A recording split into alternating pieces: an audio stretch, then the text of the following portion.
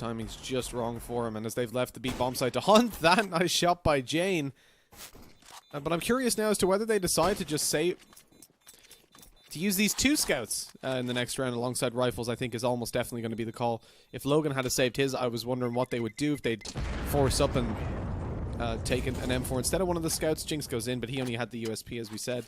But ideally for Team Heretics, their focus should be on winning this round, of course, because you don't want to allow for Sprout to be getting off to a 4-0 lead and most likely a 5-0 off the back of it. Well, now they have the option to split towards A, which will be so difficult to hold. A nice trade from Keto. Sprout are just picking Heretics apart. Look at the previous round where they just bait them down towards middle and then push B when there's no one there. Pull them completely off the site. This time they have them locked out of A with the smokes being used. But Maka is able to come up behind short and Jinx on the flank of long. Sprout all of a sudden, they go from a 4v3 with bomb site control to absolutely nothing. They've only got Murbit to try and pull this back. He has no info on where Maka is and he's caught out trying to go down and plant the bomb. David P is essentially the player that if you've got a weapon of value less than 3,000, he's the one that takes it all the time if you're on a full buy. Oh, they line up as well. Murbit doesn't know there's a second player there. That is the one tiny upside. The downside, it's Maka. He's got an AWP. So even if he was to hide and let them buy, he'd find 1 kill probably at most. He's been spotted now and a wallbang is going to be more than enough to take him down, but it's a clean headshot by Searson. David P thinking about going through that smoke, but he realizes quite quickly that's not the right call. Oh, no, there's a flash. Apparently not. Oh! Yeah, really good work there from David P. Yeah, it at least would have hurt the drop down off of short, so that's what gave him the idea. Was being cautious, of course, of mid, but trying to plant up on top of the box, or maybe for a fake so he could peek with the AW. Yeah, sometimes you need to play to your own strengths rather than playing against your opponent's weaknesses. Spidito, a nice little catch as he flicks over to the lower tunnels. And of course takes down Jinx. Will he expect a second player in that position though? Because it is David P with the op. Slowly creeping forward. I think Spiddy has been somewhat cautious. Mostly focused on short itself though. The fake worked perfectly. There's no one on that B side of the map at all. Murbit's actually able to just walk out mid and take down that player in the spawn. He'll be able to stay around this position now to cut off rotations. As of course the bomb will be able to go down. They were cutting it close. They do make it with about a second to spare. Actually 2 seconds. Plenty of time, Mitch. There's a new addition to the Heretics lineup that used to be X3D Max. He's the difference and certainly has been a difference maker overall in the Heretics games.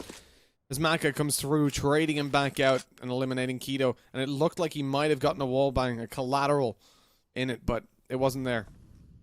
Not able to connect it. And Team Heretics now sit down still with a man lost on each side, so equaled over. It's not ideal for them because, just again, that defense is spread so much more thinly, so they're playing information with Logan very aggressively. Excuse me, very aggressively securing A long. Oh, and even going out afterwards drops the bomb. That's so much information with 36 seconds left. David P pushes down, and with, okay, 30, they can still go back through short if they want to. They're not forced to push long, but they want to. Oh, this is going to work out so poorly for them. Logan and David P here. David picks up one. Logan's going to swing out. Oh, the timing isn't great for him. But Searson's all alone and 15 seconds left. He has to go. He has to start pushing or go somewhere because if he's caught after time, he'll get no money and no AWP. They're completely pincered around him. He finds one, but that's all. And Logan has that read. He wants to get aggressive and catch them off guard. Tucked in the corner. Takes a little bit too long to find the first kill. Favin's there with the trade and switches to the AK of his fallen comrade. Up pick for Searson, and that's it. Now a man advantage for Sprout. Maka up close, throws a flash and goes through it. This is a very brave play with the AWP, but it's working out. He's completely cleared short. He's coming up behind them. They have no idea, but eventually they look back towards it. They sense something's up. They don't know a second player's there, so Jane is able to pick one. But here comes the peak. 3 players looking at him and not a goddamn chance. It's all on Jinx. The smoke. The second his gun barrel is spotted, Keto will be ready. Fully focused. He's trained in on this position, of course. Oh, they may actually be able to, I was going to say, trade spots. Sprout, of course, with a similar idea. Nice headshot, though, being found by Logan. Just one molly. Players spotted in B. They know what's happening now. Spams through the smoke. Damaged by Jinx. They were lined up, and Searson went down to 65 HP as they start to rotate on A. The aggression's coming through from Maka. Not expected. Catches Murbit by surprise. It's definitely more than worthwhile to parry over these 2 weapons. Keto, of course, needing a drop, which will probably be given over by Favin. Although Saracen having more money could also do so, but I was thinking maybe he wants to save that extra money for and off if it's needed again. And then, here we go. Yeah, Favin actually drops his AK over, buys one for himself. Can rebuy the utility. A good buy going to be coming in overall here from Sprout. They keep a little bit of spare money in the bank, but overall, it's a pretty difficult position here for Sprout. If they do lose this round, they could be looking at an eco. So a good opportunity here for Team Heretics. If they can take this, they may be able to bring it back up to a 7-7 scoreline. But look how quick Favin is just sprinting up short. He has some assistance from behind as well, but he's already managed to rip off the head of one opponent. It's Maka who goes down early on. 5-on-4 this time goes in favor of the T side early on, and oh, Keto dropping into the spawn. Yeah, it was spotted, of course. He did manage to at least find one kill, which actually completely opens up mid. So that was a worthwhile one-for-one trade right there. With the loss bonus, they should still be able to drop over some weapons. So yeah, David and Logan will be able to do so. Not going to have the op, of course. David P got tagged on his crossover towards B, and then Maka crossing back over. Okay, it's a good return. Baiting them in as well. Jinx looking to take it. The rotating in, the steps are heard. Jinx is calling it. Lots of nades coming out as well. Favin's taken down. The flash fades away. Searson trying to take him. He knows he was up on top of the box. Doesn't see him there. Now he's caught in the corner. That all takes the kill every single time. Molotov up towards the window. Smoking the cross. Jane's just going to go through it. There's only two players. Nice flash. Good support coming through from David P. But he's all alone now to try and clutch it back as the plant is going to be tapped. It's stuck. Murbit survives. He gets away behind the box. And David P doing the damage. Just hitting him in the shoulder or the elbow again and again. Yeah, this is a decent amount of rounds, though. If they can bring it up to 7, especially, I think Team Heretics will be pretty happy with how the half is gone. 9-6 for Sprout would be a good position, though, for the Germans, of course, but also being their map choice. And already an opening pick being found here into round number 15. It was Favin on long, and he follows it up with damage on the Jane and in the headshot as well. It's just going to be the A-bomb site, of course, instantly falling under the control of Sprout, and nothing's going to be found so far. Saracen getting one. Trying to play around that smoke is Maka with his own AWP. Second he peeks out, as you can see, a couple players trained in on that position. Oh, actually been able to back up the ramp a little bit. But of course, there you have it. Eventually, Saracen does take him down. Jinx actually has been given time to rotate over, but as you can see, even being flanked out there, forced to take the peek into long. Murbit from that pit being able to find himself a couple of frags. It could get a bit awkward. Being spotted already and instantly taken down there by the Glock of Jinx. A quick headshot being found. And as you can see now, Spitty alongside Saracen under a lot of pressure with David P also being on short. They need to force the issue. And Saracen actually will manage to win that one out. Just chilling in towards Gandalf now. I think the best thing he can do at this point is try and stay alive. Just tucked in eventually. The time to strike is there, baiting him for his teammates who come up the ramp. And a really nice connection, a couple of connections from Spitty, finishing it off with the final kill. And onto 3 for the pistol. Famas carried forward. It's better to, or even just the armor and the scout. Talking to scouts, Mac has come in with a quick headshot onto Searson, who was sticking around mid-doors for just a little bit too long looking for a kill. Keto comes through with 2 and a third as well. Heretics get an early round advantage, but they have nothing after 30 seconds. Maybe the bomb can be put down. The extra money would be very handy indeed. The issue is, at this point, the round's just running away from them. Going too great here. It is at least the map choice of Sprout, as you said. But bit of a boost up not working there. So the short peek's going to be a little bit late, but the action comes down towards long early on, where Spitty falls. And the man advantage develops for Heretics in a round that they very much need. Realize most likely that Sprout are going to be trying to put up a bit of a fight for it, because you can't give up long and short. It makes things way too difficult. And Keto going to be able to find himself 2 quick kills, and then with the damage as well that he was able to find, it allowed for that Molotov to finish him off. They'll have to barrel down here, and the spams are going to come through. The control retaken by Murbit. He can just drop down. Doesn't need to force the issue too much, but he's caught out in the open. Oh, Jane's got the opportunity now. The bomb plant. Oh, planted for short. And he fakes it as well. That's so unfortunate. A good play by Jane. A standard default, leaving one player in the longhouse, getting that short control initially, and actually Jinx able to catch Murbit, who was attempting to get aggressive on long. The issue is Saracen and Spitty instantly returning frags elsewhere, and Saracen just continuing to frag on the up. Suddenly drops it to a 4-on-2, leaving only Jane and Maka now to try and save this one for Team Heretics. Close shot by Favin. Molotov down on the door just to slow them in a little bit. He's already spotted one. I think it was a bomb as well. Flank comes through from tunnels, and Favin's already gotten aggressive. It's not expected at all.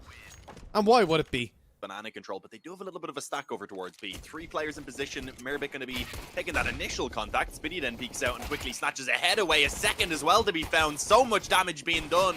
That boost didn't actually find a frag, but it assisted Spitty and acted as a little bit of a distraction. It comes down to the 2v2 as we do eventually see Team Heretics finding themselves this B-bomb site. Keto comes over. He's in the pool. He's been spotted as well. So the positions are known now by Heretics. Great shot by Searson. It's all down to David P. The time's on his side, but he's shot in the back. Searson comes around, takes the second kill, and with that, Sprout find the pistol. Fair bit of utility. 3 Molotovs, and Searson's inside one. He's forced towards the very right side of Carr. Swings back out to find a kill. He's taken 60 damage to a molly, and eventually he's going to be dropped. The AKs and the Krieg in play. Sprout would be aware of that fact as well. What's Auto Director doing here? Hello? We're on B. Merbit, he has armor this time, but he might not need it. Finds himself 1 kill, and it's all down to Jane. The clutch to be had, the bomb to be planted, and 16 seconds in which to do it. Hard choices to be made. Do you fake the bomb plant and hope they run through? Well, you can't really, because there's 2 players to find. Molotov goes down, so he's forced into the open, and Favin's there with the op. Scoped in on the angle, and a Krieg also going to be saved over. That can be very useful. The Heretics do not want it to get out of hand whatsoever. Searson, it's so aggressive. He has no support. A decision that doesn't pay off at all. That could be the mistake that Heretics were looking for. Oh no, they haven't checked balcony. They found the kills, but Keto's here. They do. Anyways, they're going for it. Spitty picks one. Here's, like, this is the op. You're risking an AWP to potentially remove an M4 that can be rebought in the next round. Kind of chilling around the corner initially.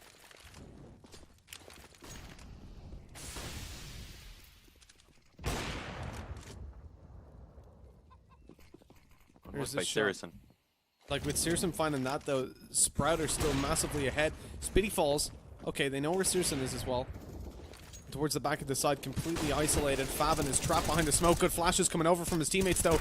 He's, oh, survives a little longer, but eventually goes out a little bit over aggressive. Searson with the AWP is going to stop them planting. At this point, they can't really afford to do anything about it. Merbit lands both the final kills as well. And in that situation, unless you were actually spectating them.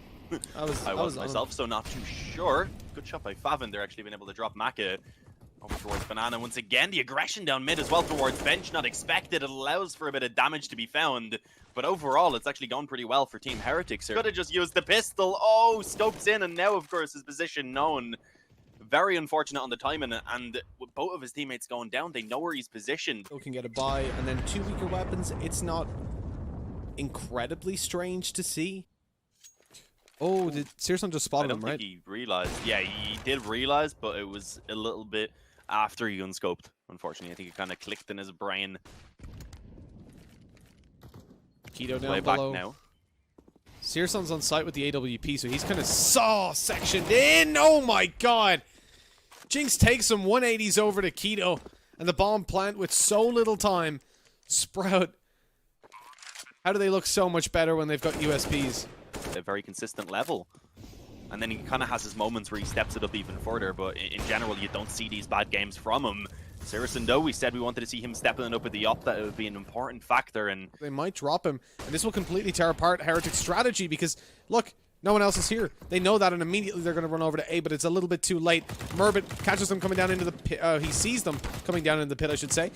Eventually catches them with a quick headshot onto David P. Well, a slow headshot onto David P. The bomb's going to be picked up and planted into the 3 versus 2 with the retake to come through. Jane is watching down on long, catches Merbit. It was low HP, trying to bait out the shots, and does so very successfully. Now the T's just have to hold on. The bomb's planted for them, and time's in their court. Jane's even got a head angle above. Catches the very tip of their heads as they move on through. I think he might just have spotted Favin as well. on a smoke right there. Could have made things a little bit awkward. He wouldn't have had vision, of course, if Favin did move in.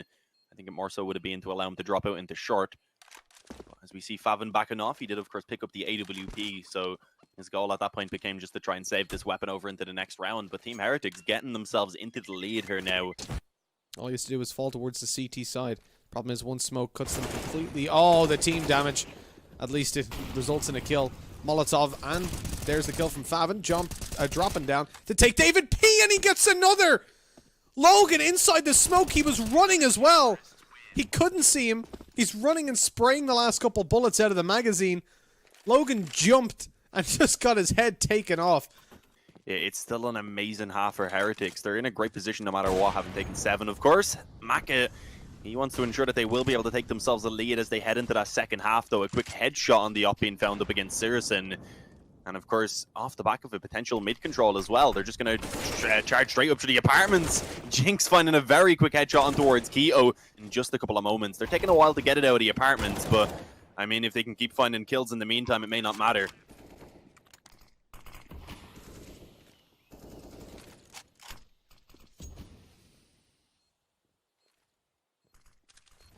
Oh, unlucky. He spots out the grave is clear, but then Maka rises up from the ground, comes up behind the wall and catches the frag. It's all onto Favin. And young Favin coming out of the balcony. Don't think he's going to get too much done. Time's too low anyways to find all 4 of these kills. But why not give it a shot? Spamming away at Jinx. He's spotted long range. Taken down by absolutely everybody shooting at him. Bit of damage early on has gone in their favor as well. Logan up in the apartments. 2 players actually doubled up. And they will be able to find the trades going in their favor because they also had that CZ positioned in towards Boiler. The issue is they've actually lost that B bomb site in the meantime. Trying to peek down Banana is a dangerous game when you are alone. Favin thinks again about going up fully aggressive and playing solo. As they begin to barrel in, they don't even check their close right, so if he had been there, he could have done some major league damage. 2 kills to come in for Sprout, as it's all down to David P. CZ in hand and no armor. He wants to make it towards Pool before he takes a fight, but he's not going to be afforded that luxury. Fades into the smoke, but Spitty's aware of it. And as he closes in, catches a bit of an off angle. David wasn't ready for it. From Team Heretics trying to contest that, and they're actually just going to go straight towards the bomb site now. Keto trying to wrap around, but the shotgun up in the apartments. You said this was David P's specialty, and he's shown us why. He gets the initial kill, does some good damage as well. Eventually, though, will go down, just not able to deal with that player, of course, being in the pit. And now in a 3-on-3, somehow, though, with Jinx still in the graveyard, the bomb is being planted. And actually, he ends up taking a quick frag on the Cirrus and then a dink as well before going down. Power of the AUG. AWP retrieved by Favin. It's the right call. It's the only weapon that really affords him the chance to win a fight.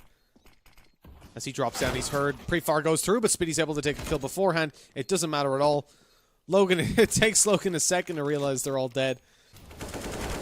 Spitty's making up for it at least. Oh, well, there we go. As I say, that 20th kill on the board in the 20th round. 21st round, but, you know, whatever. Logan just ran through that banana smoke, though.